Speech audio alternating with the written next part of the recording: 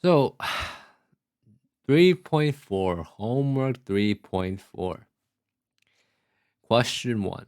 Which graph best represents the relationship between the velocity of object thrown straight upward from Earth's surface and the time that elapsed while it's in the air? There's a lot of fundamental things you really need to recognize here. Mainly, it's not, it's actually just being thrown straight up. So hopefully, and as you throw something straight up, it comes back down, straight back down. And if you were to take really just snapshots of the ball of an object as you throw it up, you'll realize that, well, the object really just starts slowing down as you get up to the top. Let's actually erase this one. So, yeah, the object really slows down as you get to the top until it just comes to a point, the max height, where its velocity in the vertical direction is 0. And at that point, the ball starts coming back down and starts picking up speed.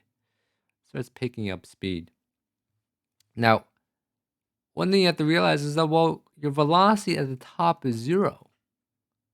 Velocity at the top is 0. And let's say, well, your velocity at the bottom is 60 meters per second. Right? You have a positive velocity going upward. That's one thing you really need to understand. You have a positive velocity going upward, and you have a negative velocity coming back down.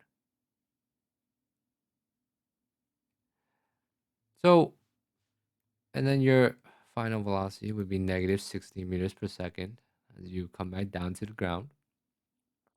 So your graph, the graph that you're looking for, has to really just show a changing velocity. It has to show a positive and negative velocity as well.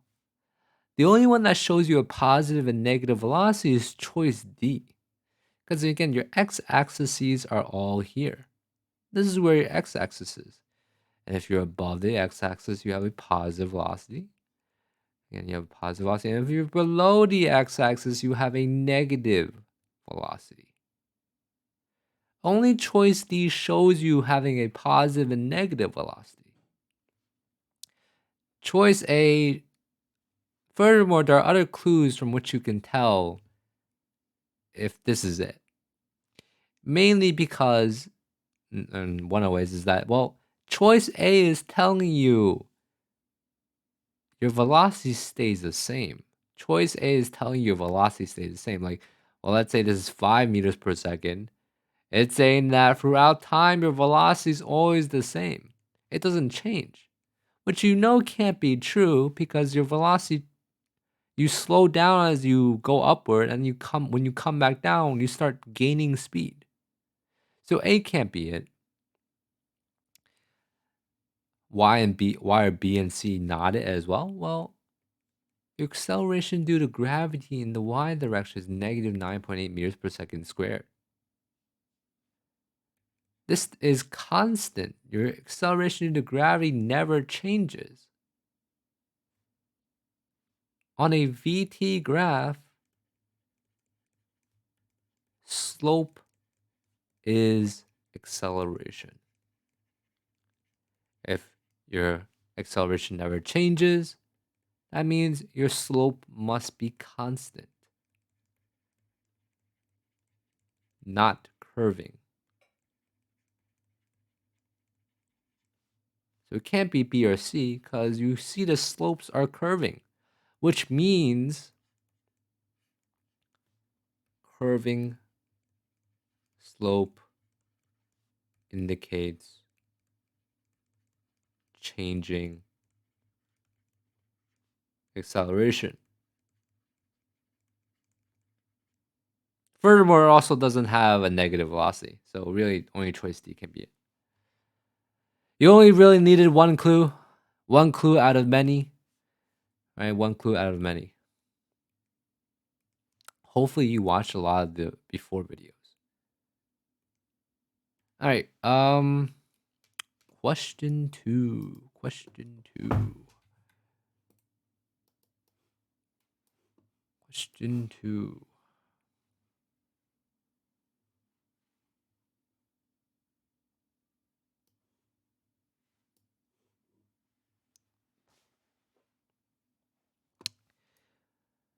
A diagram below represents the path of an object after it was thrown. What happens to the object's acceleration as it travels from A to B? Your acceleration due to gravity is always negative 9.8 meters per second squared. It never changes. It never changes.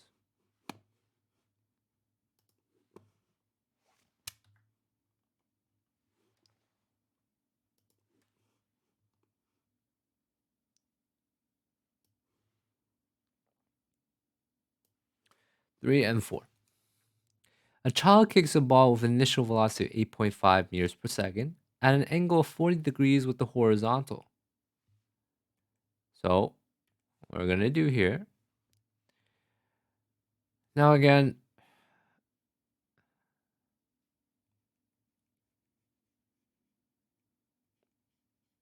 you're going to make your triangle. You make your triangle, your initial velocity is 8.5 meters per second. It says your initial vertical velocity is 5.46. It's 40 degrees, right? Because it's everything it's saying here. Angle, initial vertical velocity. And the total time of flight is 1.1 seconds. So time is 1.1 seconds. Total time of flight. And then question 2 says, well, what is the horizontal component of the ball's initial velocity? They want to know the horizontal, which is x, which is the x direction here. They want to know the horizontal component of your initial velocity, the x direction. Well, what we can do here is we can use trig, or we can use the Pythagorean theorem to solve for this question. Well, how we're going to use trig? Well, adjacent is Vx, our angle is 40, and our hypotenuse is 8.5. So we're going to use cosine theta adjacent over hypotenuse. So cosine 40 degrees, Vx 8.5. And this should get you a velocity of 6.51 meters per second. Also, these numbers might not be consistent with your work, mainly because there are multiple versions of the homework.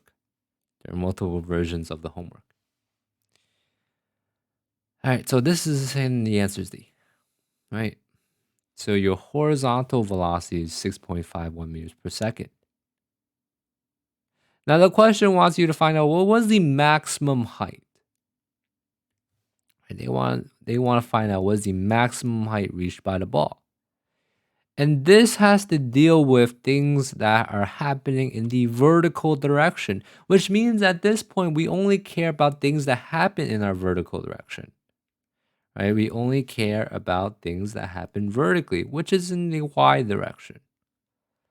So we're trying to find out what dy is, right? What our displacement up to our maximum height is. We also know, here, let me draw it. Right, so this is the path the soccer ball takes. And they want to know, well, what is the maximum height? What is the max height the ball reaches?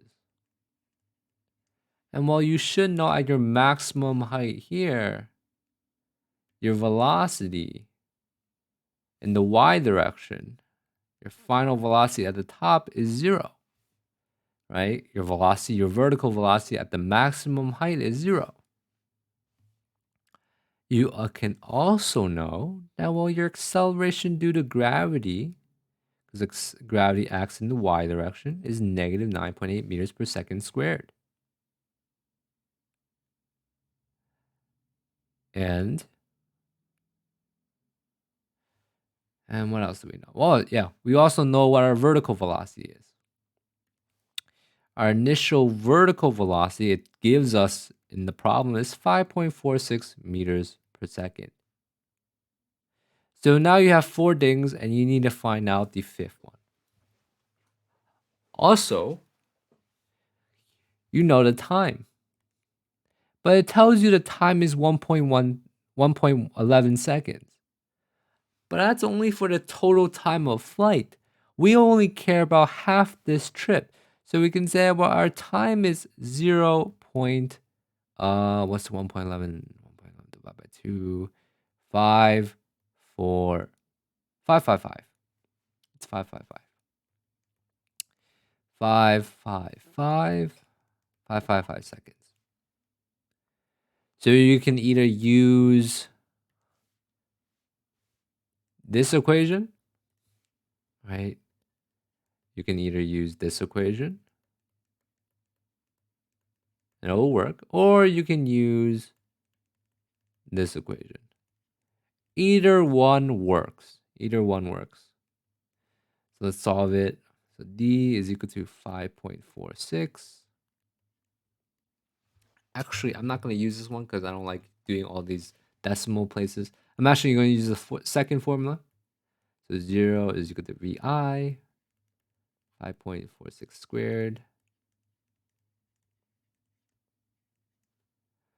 And then you have 5.46 squared is what?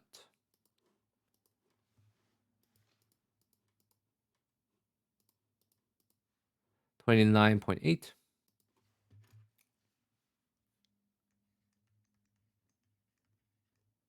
Minus 19.6D minus 29.8 on both sides.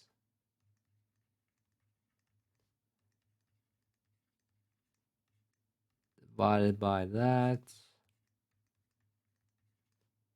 And you should get a distance of 1.52 meters. And that's your answer. Actually, no, that's not your answer. I'm sorry.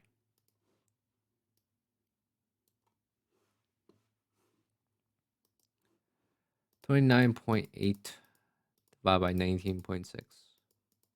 Oh, yeah, wait, no, it is 1.52. Wait, it's 1. Yeah, it's 1.52. 1.52 meters. That's the answer. Again, these formulas really come down to your knowledge of kinematics. So if you didn't do well in kinematics, or you just skipped over kinematics and you're just now watching this video, you probably might want to go back to kinematics. Probably might want to do that. That's question 3 and 4. Do question 5 and 6.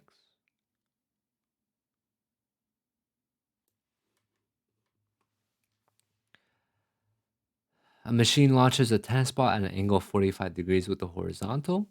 The ball has an initial vertical velocity of 12 meters per second, an initial horizontal velocity of 12 meters per second. So they already gave you your vertical velocity. They also gave you your initial horizontal velocity already. The ball reaches its max height 1.22 seconds later after it launches. So now you have to put in a triangle. Question 5 says, well, what is the speed of the tennis ball as it leaves the launcher? So they want to know what this is. They want to know what your hypotenuse is. Right? They want to know what your hypotenuse is.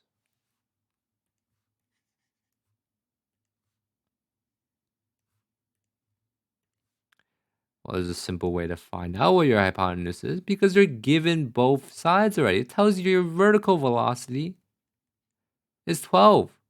It also tells you your horizontal velocity is 12 meters per second.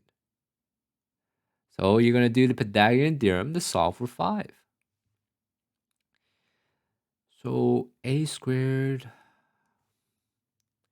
again, they want to know what VI is. They want to know what your total speed is. A squared plus B squared is equal to C squared. A squared is 12 plus 12.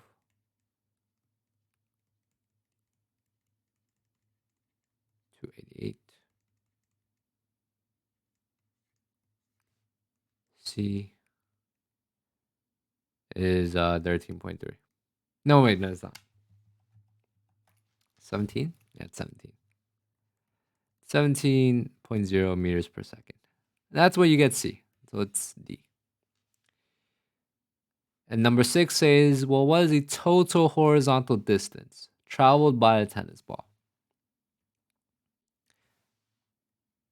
Again, you're working with the horizontal here. So they want to know what's the total horizontal distance the ball travels. But they're saying that the time it takes to get to your maximum height is 1.22 seconds. But they want to know the total horizontal distance. So we're only working with things that happen in the x direction. We can safely ignore everything that happens in the y direction. So we want to know what dx is. Our time is not 1.22. Our time is 2.44 seconds. It's double. Right? We care about the total horizontal distance. We don't care about horizontal distance up to max height. We care about our entire trip. So our total time instead is, well, it's 2.44 seconds. Actually, let me use a different color.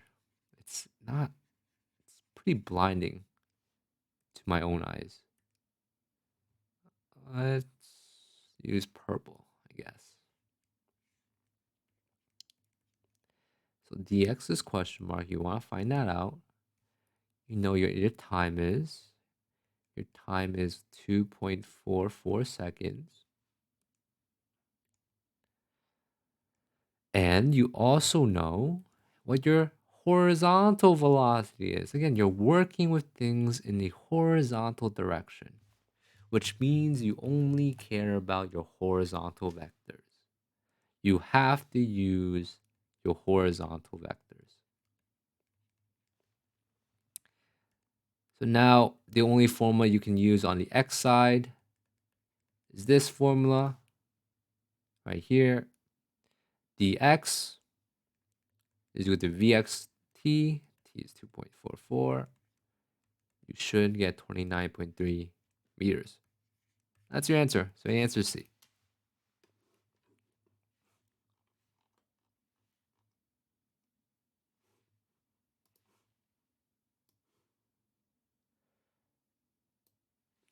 Question 7.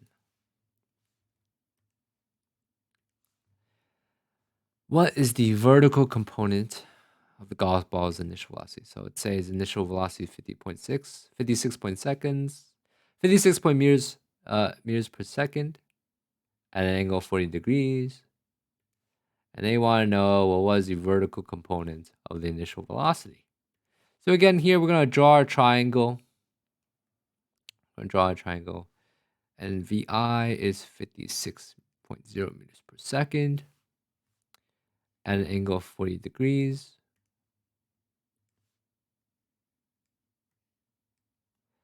Your vertical component, Vy, question mark. So that's what you want to find out. Vy is actually opposite, so you're going to use trig here. So opposite is Vy. Angle is 40. And Vi is your hypotenuse. So it's 56. So you're going to use sine data is equal to opposite over hypotenuse. Sine data is 40 degrees. Opposite is Vy. Hypotenuse is 56. Multiply 56 on both sides. And then you should get 41.7. I'm sorry. That's not what you should get. I didn't choose degrees. You should get 36. Make sure you're using degrees, guys. Make sure you're doing that. So it's actually 36 meters per second. So it's B. Now, next question. The next question says, well, what is the total horizontal distance traveled by the golf ball in the first 2.5 seconds? Well, you're working with the horizontal vectors now, which means you only care about things that happen in the x direction. You want to find out what dx is. You want your total horizontal distance. They give you your time, but you're missing something. You don't know what Vx is. You have to solve for Vx. Vx is your horizontal. And we're going to solve Vx the same way we solve for... Well, what we can do here is we can use trig. Right? We can use cosine data is equal to adjacent over hypotenuse because Vx is adjacent. Adjacent is Vx. And so we solve at cosine 40, adjacent is Vx, hypotenuse is 56, multiplied by 56.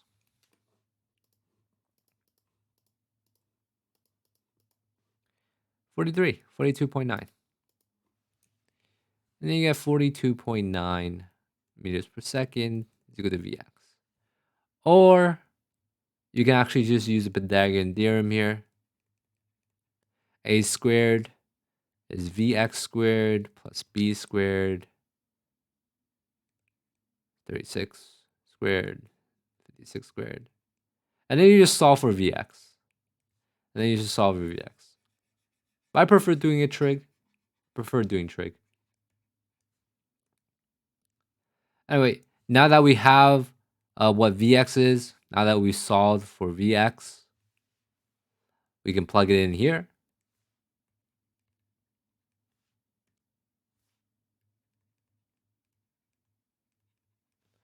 Plug it in there, and now we can solve for the dx, because you can only use this equation on the x side.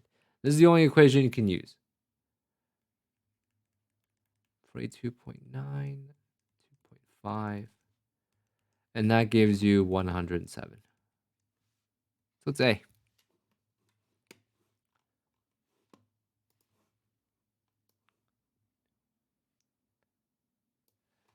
Number 9. So golf ball leaves the club, speed of 30 meters per second at angle 50. If the ball strikes the ground 4.7 seconds later, how far from the golfer does the ball land? So again, you in this question, you want to know what dx is. You want to know what is the horizontal distance the ball travels. Right? So how far from the golfer does the ball land? You want the x. You want dx here. So to solve this, you need to know what Vx is. And you need to know what time is. Luckily, they give you the time. They say that time is 4.7 seconds. Time is 4.7 seconds. So the only thing we're missing is Vx. How do we solve for Vx? Well, again, we're going to use trig.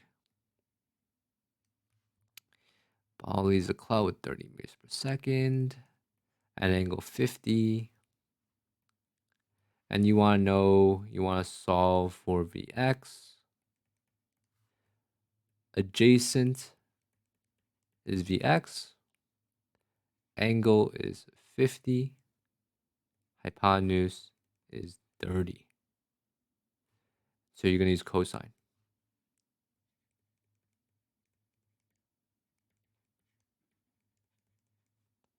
cosine 50 Vx 30. 30 Vx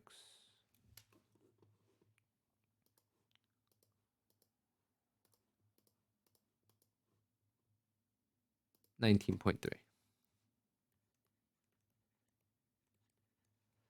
So now we know what Vx is. We can finally solve for dx. Dx is equal to Vxt. And you should get 19.3, 4.7, you should get 90.6 meters. Somewhere around there. Right? So that's B. Hope that helped. I really do. All right. Good luck, guys.